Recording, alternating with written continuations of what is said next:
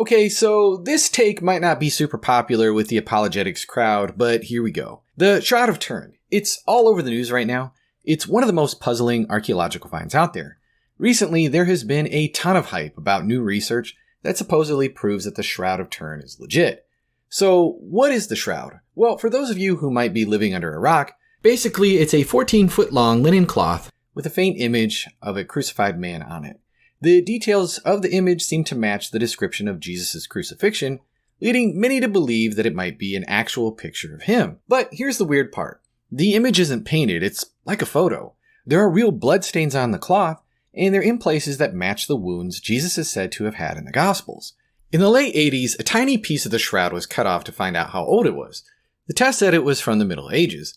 But later studies showed that the piece was actually part of a repair done by a group of nuns after the shroud caught on fire. So that test didn't tell us much about how old the shroud really is. Some other tests found plant stuff on the shroud that's from the 1st century.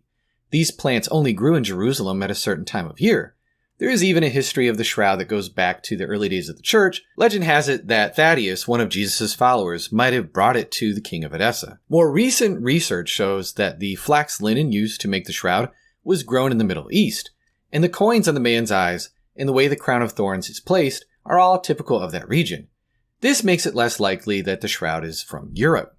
The shroud was more recently tested using a wide-angle X-ray scattering method, which analyzes the chemical composition and decay phase of polymer samples through wide-angled X-ray experiments. This test allegedly accurately determines when the fibers were made.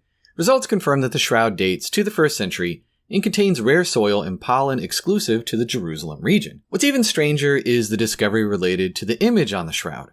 Researchers using this test, along with previous studies from Italy's National Agency for New Technologies and the Energy and Sustainable Economic Development Agency, found something rather odd.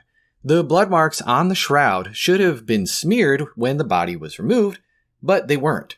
Further research suggests that the body might have dematerialized, causing the shroud to collapse on itself. Some scientists have been able to create a similar image on cloth using a very strong light. They think something like this might have happened to the shroud too. But advocates for the shroud say that the light needed would have had to have been incredibly powerful, and it's unclear if such a thing could have happened. Some estimates suggest it took around 4 to 8 billion watts of UV light radiation to create the image, and in the most extreme estimates, the radiation level might have been as high as 34 trillion watts. Researchers who have studied this phenomenon believe that a burst of light, possibly within the body itself, caused the body to dematerialize and the shroud to collapse onto itself. This supposedly explains why the bloodstains on the shroud didn't stick to the body and smear when it was removed, but all of this is a bit speculative. While some scientists have used a new method to test the shroud's age and claim that it might be 2,000 years old, there are some reasons to be cautious. This method all depends on knowing the exact temperature and humidity where the shroud has been for all those years, which isn't really all that easy to determine.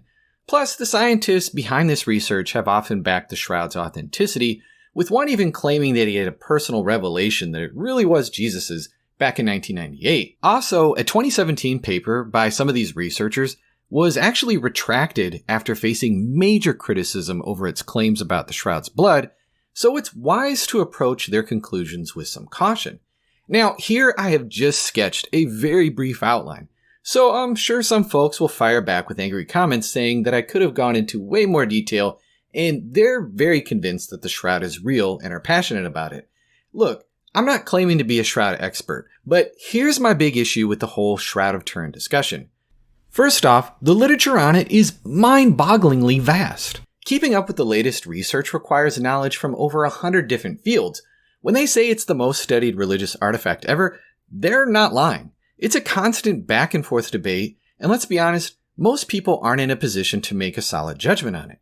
Second, I don't fully trust either side to be giving me the straight dope about artifacts. Everyone's got their own biases, whether they're skeptics or believers. There's always a chance that some of the hype around the shroud might be driven more by psychological factors than the truth, even if some people claim, well, I didn't believe before, but now I do based on the shroud.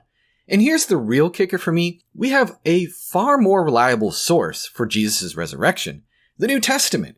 We've got tons of evidence, which I cover regularly on this channel, showing that the gospel writers were honest and close to the events that they describe. The apostles boldly claimed Jesus rose from the dead just weeks after his crucifixion, and even a notorious church persecutor named Paul converted after saying he saw the risen Jesus.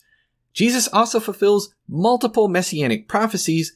No, I get that this evidence isn't as flashy as the Shroud, but I believe that it's rock solid and doesn't require you having to sort through conflicting science reports and not knowing who to believe. You can read and evaluate the text for yourself.